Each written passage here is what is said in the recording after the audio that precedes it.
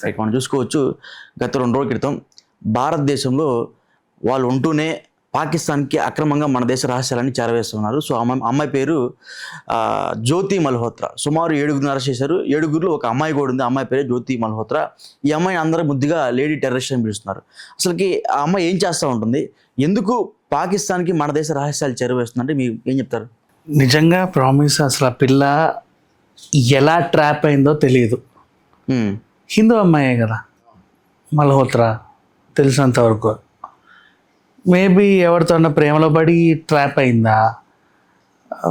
ఎందుకంటే ఆ మధ్యకాలంలో పాకిస్తాన్ నుంచి ఒక 100 అమ్మాయిలు ప్రేమించినోడి కోసం పిల్లల్ని కూడా పట్టుకొని వచ్చేసింది ఒక అటు ఇటు తిరిగి. అంటే అట్లా ఏమైనా మోజుబడి వచ్చిందా, లేకపోతే ఆన్లైన్లో ఎవరి మీదన్నా ఇష్టపడిందా? 33 ఏళ్ళే, అసలు పెద్ద ఇరగదీసే ఏజ్ కూడా కాదు. తెలివితేటలు హ్యాట్స్ ఆఫ్, మామూలు తెలివితేటలు అవి. చూడు, నీకు సింపుల్గా చెప్తా, ఇది జరగలేదులే బట్ చెప్తున్నా. ఓకే, ఇప్పుడు మిస్ వరల్డ్ చార్మినార్ దగ్గర అయింది, నిన్న గుల్జార్ హౌస్ కాలిపోయింది.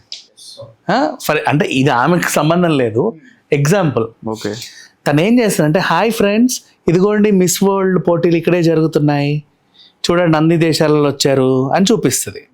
ఇది అటు వీడియో. ఓకే, ఇప్పుడు నీకు చెప్పేది హాయ్ ఫ్రెండ్స్ అనేది ఉంటుంది కదా, నువ్వు ఎక్కడ నిలబడ్డావు అనేది మెయిన్ ఇంపార్టెంట్. ఓకే, నువ్వు ఆమెను చూస్తున్నావు, కానీ ఆ వీడియో చూడాలనుకున్న వాళ్ళు అది ఎక్కడ నిలబడిందా అని చూస్తున్నారు.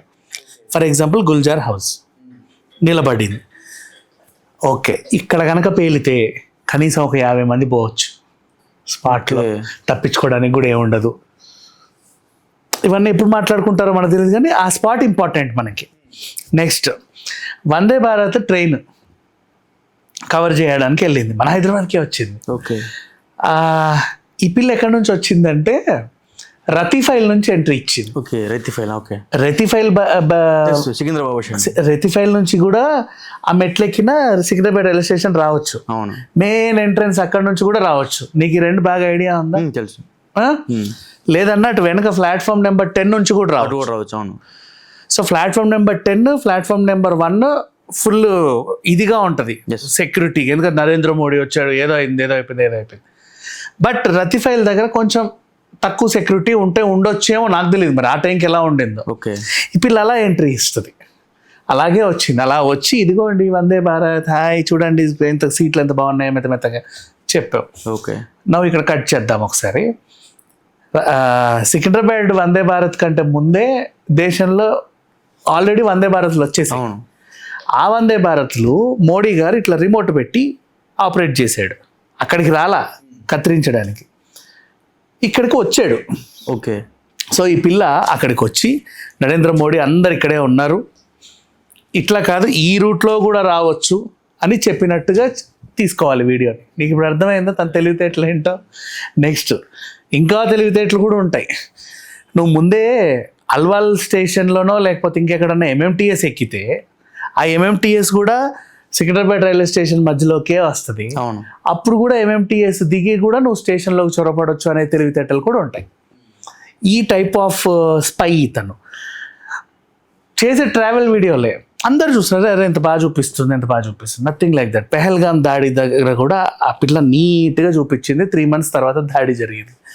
పూరి జగన్నాథ్ టెంపుల్ మీద ముందు కూడా ప్లాన్ వేసింది, దేవుడి దయ వల్ల ఎందుకో అవ్వాల. ఆ టైం తర్వాతే బ్రహ్మోత్సవాలు, అదేది రథోత్సవం. ఓకే, పూరి రథోత్సవం. అండ్ ఇట్లాంటి సెన్సిటివ్ ఏరియాలలో అన్ని ఆ పిల్ల ట్రావెల్ వ్లాగ్స్ అన్నీ చేసింది. నౌ కట్, పాకిస్తాన్ ఎంబసీ అతనితో ఈమెకి పరిచయాలు. అండ్ మొన్న పెహల్గాం దాడి జరిగినప్పుడు వాడు ఎవడో కేక్ పట్టుకొని వెళ్ళాడు, ఢిల్లీ కమిషనరేట్ ఆఫీస్లో పాకిస్తాన్ ఎంబసీలో కేక్ పట్టుకొని వెళ్ళాడు, ఏదో గొప్ప ఘనత సాధించాం మనమని. ఆడి ఫేస్ని మీరు జూమ్ వేసుకోండి, కట్ చేసుకో. సంవత్సరం క్రితం ఈ పిల్లతో నవ్వుకుంటూ దిగిన ఫోటోలు. అవును. సో ఇప్పుడు చూడు, అండ్ అది దొరకలా. ట్రావెల్ ఏజెంట్ కదా, ఎవరు మాత్రం ఏమనుకుంటారు. ఇప్పుడు ఒక దగ్గర ఏదన్నా విధ్వంసం సృష్టించవచ్చు అని అనుకుంటే ట్రావెల్ వ్లాగర్స్ని ఎవరు పట్టించుకోరు, పాపం వాళ్ళు ఏదో తీసుకుంటున్నట్లే అని. బట్ మిగతా వాళ్ళు ఎవరన్నా ఇట్లా తిరిగారనుకో, వాళ్ళ మీద ఫోకస్ ఉంటుంది. అట్లా కావాలని కూడా కొంతమంది అనుమానాస్పదంగా తిరిగి, ఎందుకు అలా భయంగా తిరుగుతున్నావు అంటే ఏం లేదంటే నాకు కొంచెం భయం ఎక్కువ, అందుకే తిరుగుతుంది. చూపి చూపి చూపి, ఏం లేవు, సర్లే జాగ్రత్త పో. నీ ఫోకస్ ఇటు షిఫ్ట్ అయింది, ఈ లోపు ఆ పిల్ల వెళ్ళిపోయింది, హాయ్ ఫ్రెండ్స్ అనుకుంటూ. ఇట్లాంటి డ్రామాలన్నీ క్రియేట్ చేసుకుంటూ దేశంలో ఉన్న అన్ని సెన్స్, ఢిల్లీ, ముంబై, ముఖ్యంగా హైదరాబాద్కి ఎన్నిసార్లు వచ్చిందో తెలియదు కానీ మనకైతే సికింద్రాబాద్ అదొక్కటి ఇన్సిడెంటే గుర్తు. దాన్ని కూడా ఎందుకు చాలామంది తీశారు బయటికి అంటే రీజన్, ఆమె చేసిన వ్లాగ్ చూడండి గైజ్, వందే భారత్ ట్రైన్ ఎంత బాగుంటుందో, ఈ సీట్లు ఇలా ఉంటాయి అలా ఉంటాయి, ముట్టుకుంటే ఇట్లా ఉంటుంది, నడుస్తే ఇట్లా ఉంటుంది. ఇవన్నీ ఇంతకుముందు కూడా వచ్చాయి కదా మా వందే భారత్లు, మరి అవెందుకు కవర్ చేయలేకపోయి? నీకు అంత ఉత్సాహం ఉన్నప్పుడు అక్కడి నుంచి నువ్వు ఇక్కడికి రావాలా, హర్యానా పంజాబ్ నుంచి హైదరాబాద్కి. మోడీ వచ్చినప్పుడే నీకు వందే భారత్ గుర్తొచ్చిందా? సరే ట్రావెల్ బ్లాగర్ మోడీ వచ్చినప్పుడు ఇంకా కొంచెం క్రౌడ్ బాగుంటుంది, బాగా చేస్తారు అనుకో. అంతకు ముందు కూడా మోడీ రిమోట్ కంట్రోల్ ద్వారా కూడా కాకుండా కత్తిరించినప్పుడు కూడా వందే భారత్ చేసిన 2 ఎక్స్ప్రెస్లు ఉన్నాయి, అక్కడ కూడా వెళ్ళొచ్చు పిల్ల, వెళ్ళాల ఇక్కడికే వచ్చింది. So something wantedly she's doing ఏదో అని చెప్పేసి డౌట్ వచ్చింది జనాలకి. అంటే నెక్స్ట్ అక్కడ ఏదైనా యాత్రలు జరిగినా, నెక్స్ట్ ఏమైనా రథోత్సవాలు, బ్రహ్మోత్సవాలు, ఇంకేదైనా పెద్ద పెద్ద ఉత్సవాలు జరిగినా దానికంటే ముందు ఈ పిల్ల వెళ్తుంది. కుంభమేళను కవర్ చేసిందో లేదో మనకు తెలియదు కానీ ఆ పిల్ల దగ్గర అవి కనిపించలే మరి. ఓకే, ఆ వీడియోస్లో ఏమి కనబడలా, కుంభమేళాని మరి ఏం చేసిందో తెలియదు. ఆ తర్వాత ఈమె travelling and living luxury experience. ఎప్పుడూ ఎకనామీ ఫ్లైట్లో వెళ్తూ బిజినెస్ క్లాస్లోనే వెళ్ళింది. సరే వెళ్ళావులే, నీ డబ్బు నీ ఇష్టం, ఖర్చు పెట్టుకో. లగ్జరీ హోటల్లోనే దిగావు, నార్మల్ హోటల్లో దిగల. లగ్జరీ రెస్టారెంట్స్కే వెళ్ళావు, నార్మల్గా వెళ్ళాల. ఇవన్నిటికీ అండ్ నీ అటైర్, బట్టలకి ఈ పక్కన పెడితే ఇప్పుడు నీ ఒంటి మీద 10 లక్షలు కనబడుతున్నాయి, నీ ఎక్స్పెన్స్ 2 కోట్ల వరకు అవుతున్నాయి. నీ సంపాదనకి దీనికి పొంతం లేదు. నువ్వు ఖర్చు పెట్టుకో, ఇప్పుడు నీకు 1 కోటి రూపాయలు వస్తుంది అనుకుంటే నువ్వు 50 లక్షలు ఖర్చు పెట్టుకున్నా, 1 కోటి ఖర్చు పెట్టుకుని నేను అడిగే వాళ్ళు ఎవరు లేరు. కాకపోతే ఏంటంటే నీకు వచ్చేది 10 లక్షలు, నువ్వు 2 కోట్లు ఖర్చు పెడతావు, అప్పుడు ఒక డౌట్ వస్తుంది. అండ్ ఎక్కడెక్కడి నుంచో ఎవడెవరి దగ్గర నుంచో ఈమెకు డబ్బులు రావడం, అదేంటో కూడా అర్థం కాని సిచ్యువేషన్.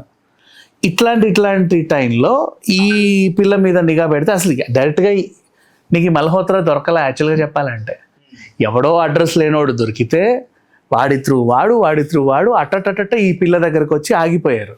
చూస్తే షాక్, ఈ పిల్ల ఇప్పటికీ దొరకల, అంటే డైరెక్ట్ దొరకల, ఎక్కడో కూపీ లాగితే అనుకోకుండా వాళ్ళలో పడ్డ చేప ఇది. ఓకే, ఇక పట్టుకున్న తర్వాత ఇంకా కూపీ లాగుతానే ఉన్నారు, పొంతం లేని సమాధానాలు అయితే చెప్తుంది. అండ్ ఈ కోణంలో ఇంకొక డిఫరెంట్ యాంగిల్ కూడా ఉంది. కొంతమంది ఏమంటున్నారు అంటే ఉగ్రదాడి ముస్లిమ్సే చేస్తారు, ముస్లింలు అని చెప్పి చాలామంది అంటున్నారు కదా. ఆ ఫోకస్ని డైవర్ట్ చేయడానికి కావాలనే ఈ పిల్లని ఇరికిచ్చి, లేదు హిందువుల అమ్మాయే ఉగ్రదాడి చేసింది అని చెప్పే ప్రయత్నం చేస్తున్నారు అని అంటున్నారు. కానీ ఆన్లైన్లో విత్ రుజువులు, సాక్ష్యాలు అన్నీ ఉన్నాయి. ఈ పిల్ల ఇప్పుడు నువ్వు ట్రావెల్ బ్లాగ్ తీసావు, ఇది నువ్వు యూట్యూబ్లో అప్లోడ్ చేసావు, ఓకే.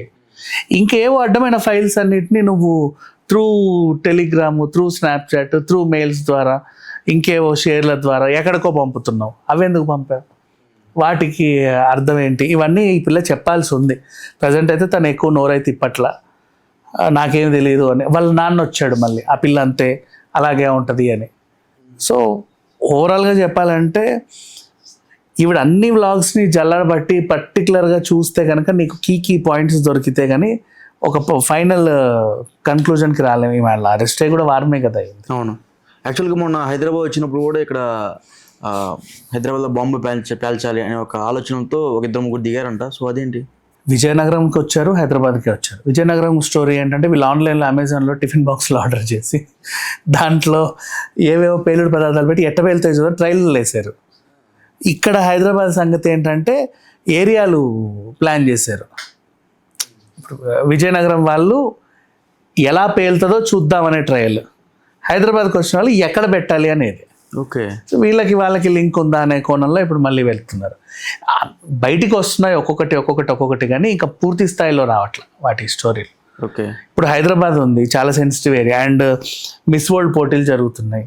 ప్రపంచ దేశాలందరికి సంబంధించిన 150 మంది దేశాలకు సంబంధించిన వాళ్ళు ఉన్నారు. మిస్ వరల్డ్ అంటే ఆ పిల్ల ఒకతే రాదు, అంతోపాటు సరంజామా ఉంటుంది. తల దువ్వేవాడో, రంగేసేవాడో, లేకపోతే బట్టలు కుట్టేవాడో, ఎవడో ఒకడు తోడు గూడు వచ్చేవాడో, సెక్యూరిటీ ఇచ్చేవాడో, చుట్టాలో పట్టాలో తల్లో తండ్రో ఉంటారు కదా, ఎవరో ఒకరు 15 మంది 20 మంది అని వస్తారు. సో అట్లంటే ఒక దేశానికి సంబంధించి 20 మంది ఇంకో దేశంలో ఉన్నారు, ఆ దేశంలో ఇప్పుడు యుద్ధం జరుగుతుంది, ఎవరికైనా టెన్షన్ ఉంటుంది. సో ఆ కోణంలో చూసుకుంటే మళ్ళీ ఇలాంటి వార్తలు ఎక్కడైతే పోటీలు జరుగుతున్నాయి హైదరాబాద్లో అక్కడే ఏదో అయిందంట. నిన్న వాళ్ళు చార్మినార్లో నడిచారు, తెల్లారితే గుల్జార్ హౌస్ కాలిపోయింది. ఇప్పుడేమో ఇటు వెళ్ళారు, అక్కడేమో అగ్ని ప్రమాదం జరిగింది, ఇంకేమో బాంబులు అంటున్నారు. ఇవన్నీ బయటకు వస్తే భయపడతారు.